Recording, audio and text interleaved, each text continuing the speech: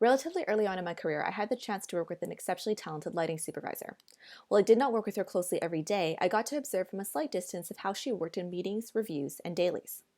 Something I found so impressive about her is that when faced with a problem on a given shot, she had at least three solutions at the ready. And usually when she presented these solutions, she had already tested one of them. Her creativity and innovation has stuck with me all these years, and is something that I've tried to apply to my own work with regards to problem solving. In Lesson 8, which focused on working with your superiors, I mentioned that you should never bring your boss a problem for them to fix. You must also have some solutions ready, much like this lighting supervisor of mine had. Coming up with multiple reasonable solutions quickly is a skill that you acquire based on your experience with a given department, client, workflow, etc.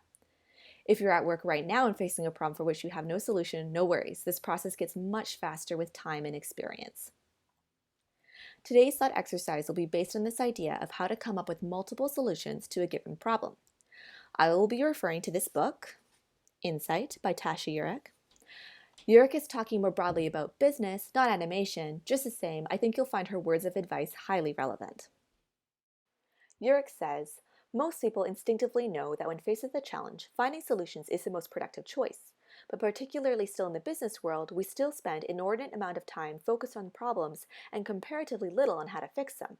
Yet not only does focusing on solutions, a technique called solutions mining, help us reach our goals in record time, it has the surprising benefit of helping us think less but understand more. With this, Eurich offers us a tool developed by Steve DeShazer and Kim Berg called the Miracle Question. Eurich says the miracle question is a relatively simple way to increase our ability to mine problems for solutions. So, how do we do it?